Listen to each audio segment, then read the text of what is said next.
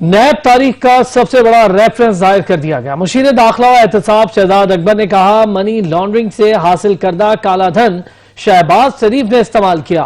Organized gang نے اربوں روپوں کی منی لانڈرنگ کی۔ ان کا مزید کہنا تھا کہ ریفرنس میں 16 افراد نامزد، شہباز شریف فیملی کے 4 ارکان شامل ہیں۔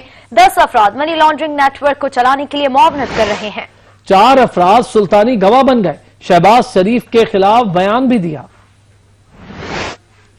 16 اکیوز پرسنز ہیں، جس میں سے 6 فیملی ممبرز ہیں۔ شہباز شریف صاحب خود ہیں اس کے، جو کہ سربراہ ہیں اس پورے رنگ کے، یہی نیب کا ریفرنس کرتا ہے، یہ کوئی میرے الفاظ نہیں ہیں۔ اس کے علاوہ ان کے بچے ہیں جن کے نام پہ بھی منی لانڈرنگ ہوئی ہے، وہ سب لوگ شامل ہیں۔ 10 ان کے اکمپلسز ہیں۔ 10 لوگ وہ ہیں جو مختلف رولز میں ان کو اسسٹ کرتے رہے، معاونت فراہم کرتے رہے اس منی لانڈرنگ کے نیٹ ورک کو چلانے کے لیے۔ 4 بڑی امپورٹنٹ چیز ہے، 4 اس کے اندر اپروورز بھی ہیں، یعنی کہ 4 وہ لوگ ہیں جو ملزمان کی مد میں آتے ہیں، لیکن انہوں نے اپنا گناہ قبول کر کے اپنا سارا رول ڈسکلوز کیا اور پروسیکیوشن کی اسسٹنس کی، جس کی وجہ سے ان کو اپروور بنا دیا گیا، یعنی کہ سلطانی گواہ۔ تو ان 4 لوگوں نے شہباز شریف اینڈ فیملی کے خلاف گواہی دی۔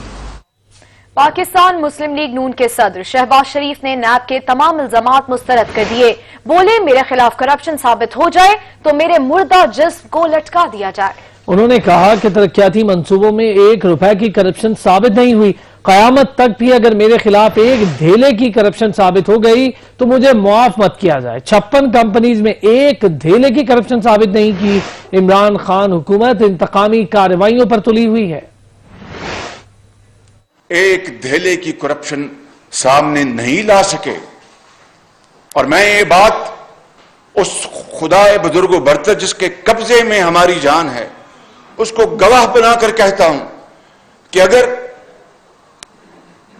میرے قبر میں جانے کے بعد بھی اگر خدا نخواستہ میرے خلاف پبلک فنڈز میں کرپشن کا 1 دھیلا نکل آئے تو میں پہلے بھی کہہ چکا ہوں اور آج پھر میں دہراتا ہوں کہ پھر اولیور کرومویل کی طرح میری قبر کو نکال پر پول پہ لٹکا دیجئے گا۔ یہ بات میں آج جبکہ انتقام کی انتہا ہے، آج ظلم اور زیادتی کی انتہا ہے، قیامت تک اگر یہ لے آئیں گے میرے خلاف کرپشن کا 1 دھیلے کا ثبوت تو میرے بزرگوں، بھائیوں اور بہنوں، مجھے پھر آپ معاف نہ کرنا۔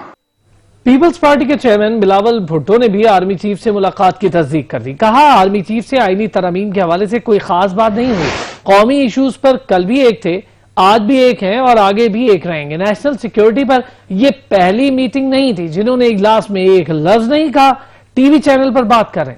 ماضی کی طرح اب بھی وزیر اعظم کی غیر موجودگی میں نیشنل سیکیورٹی میٹنگ بلائی گئی۔ اب جو ماحول ہے نہیں لگتا کہ نیشنل سیکیورٹی کی بات چیت خفیہ رہے گی۔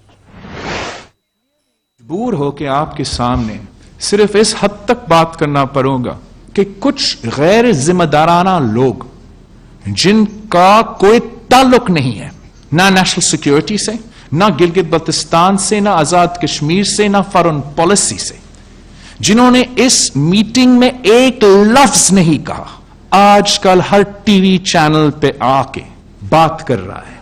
میں سمجھتا ہوں کہ جو نیشنل سیکیورٹی کا پرسپیکٹو سے یہ میٹنگ بلایا گیا، اس قسم کے باتوں سے national security issues, foreign policy issues متنازع ہوتے ہیں، اور یہ جس کا بھی اسپوکس پرسن ہے ان کو فوری اس کو کہنا چاہیے کہ چپ ہو جائے اور کوئی بھی غیر ذمہ دارانہ بات نہ کیا جائے۔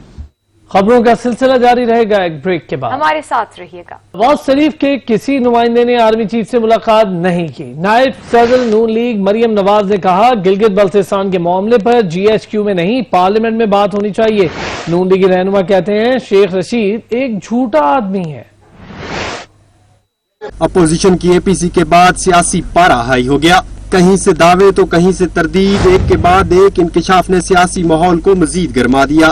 کچھ ایسا ہی ہوا اسلام آباد ہائی کورٹ میں پیشی کے موقع پر غیر رسمی اور میڈیا سے گفتگو کے بعد، جہاں سابق وزیر اعظم کی صاحبزادی مریم نواز نے دعویٰ کیا کہ نواز شریف کے کسی نمائندے نے آرمی چیف سے ملاقات نہیں کی۔ ڈنر ہوا یا نہیں اس کا کوئی علم نہیں۔